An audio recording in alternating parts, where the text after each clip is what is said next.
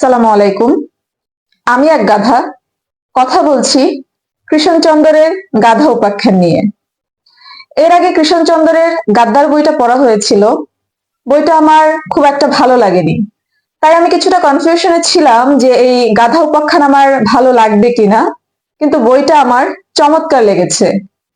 এই বইয়ে একটি গাধা বা প্রতীকী চরিত্রের মধ্য দিয়ে কৃষ্ণচন্দ্র সমাজ ব্যবস্থার ভণ্ডামি, নোংরামি, ত্রুটি বিচ্যুতি এবং বিভিন্ন অসঙ্গতিকে খুব সুন্দরভাবে তুলে ধরেছেন। এবং এই রম্য রচনাটা এতই মজার যে আপনি এটাকে খুব উপভোগ করবেন। আমরা সাধারণত রম্য রচনা বলতে যাদের লেখাগুলো বুঝি তার মধ্যে আবুল মনসুর আহমদ এবং সৈয়দ মুস্তফা আলী, ওনারা দুজন খুবই বিখ্যাত। আবুল মনসুর আহমেদের লেখা অনেক গভীর, মুস্তফা আলীর লেখা অনেক গভীর এবং ভাষাগত দিক থেকে বেশ কঠিন। যদিও ওগুলো উপভোগ্য এবং একদম মস্তিষ্কে গিয়ে আঘাত হানে, তারপরেও ওই বইগুলোর তুলনায় আপনি যদি এই বইটার কথা বলেন তাহলে এই বইটার অনুবাদ এত প্রাঞ্জল, আপনি খুব সহজেই সহজ সব শব্দ ব্যবহার করা হয়েছে। আপনি পড়ার সময় আপনার কোনো শব্দগত দিক থেকে বা ভাষাগত দিক থেকে আপনার খুব পরিশ্রম করতে হবে না, কিন্তু আপনি খুব উপভোগ করবেন এই গাধার যে জার্নিটা, এই জার্নিটাকে আপনি খুব উপভোগ করবেন। এবং প্রচ্ছদটা দেখুন, ধ্রুব এসের প্রচ্ছদ মানেই চমৎকার কিছু, এবং এত সুন্দর প্রচ্ছদটা। আর বিশ্ব সাহিত্য কেন্দ্রের পেজ বা বাধাইয়ের ব্যাপারে কি বলবো, বিশেষ করে এই বইটার পেজ মনে হয় খুবই সুন্দর। পৃষ্ঠাগুলো এত ভালো লাগছিল যখন উল্টাচ্ছিলাম, আমার খুব আরাম লাগছিল।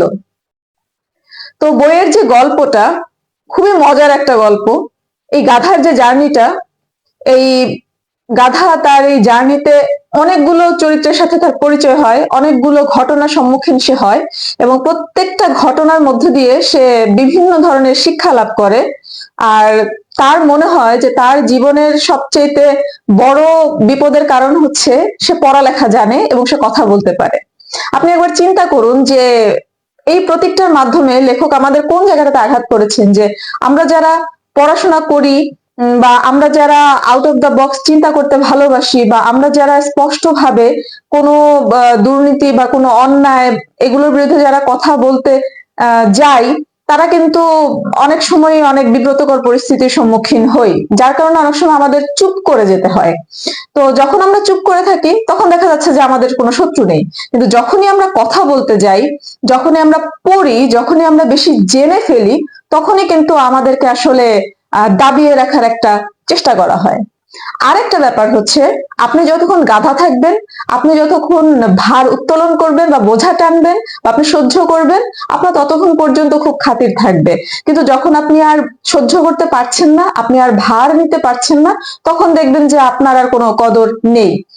আর মানুষ তখনই, এই যারা হচ্ছে গাধার মতো পরিশ্রম করে বা গাধার মতো হচ্ছে নিজের কথা চিন্তা না করে অন্যর কথা চিন্তা করে বা এরকম কোনো কাজ করে, মানুষ কিন্তু তাদেরকে ততক্ষণ পর্যন্তই ভালো বলে, ততক্ষণ পর্যন্ত সুযোগ সুবিধা দেওয়ার চেষ্টা করে যতক্ষণ পর্যন্ত তাকে ভালো বললে নিজের লাভ আছে। এই বইতে একটা চমৎকার লাইন আছে যে মানুষ তার লাভের জন্য গাধার গালেও চুমো খেতে পারে।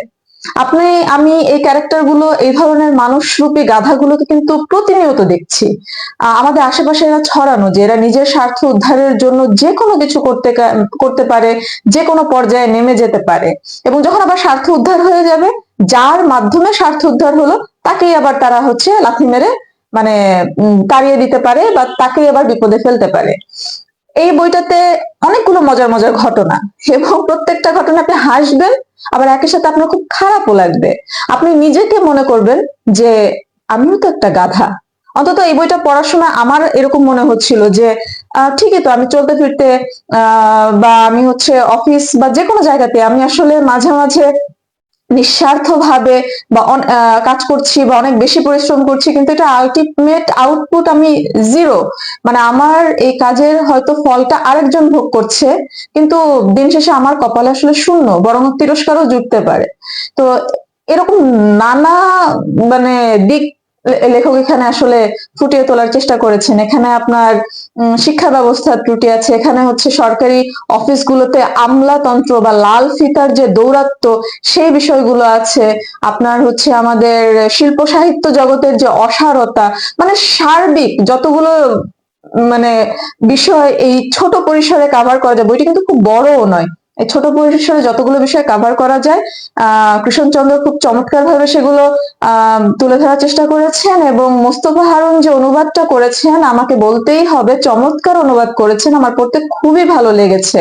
আমার মনে হয় যারা একটু ভিন্ন রকম চিন্তা করতে ভালোবাসেন এবং যারা রম্য পড়তে ভালোবাসেন, এই দুই ধরনের পাঠকদের জন্যই এই বইটা বেশ সুখপাঠ্য হবে। আমার খুব ভালো লেগেছে বইটা পড়তে। তো আমি আসলে মাস্ট রিড যদি নাও বলি, আমি হাইলি রেকমেন্ড করব বইটা আপনারা পড়বেন। ধন্যবাদ সকলকে।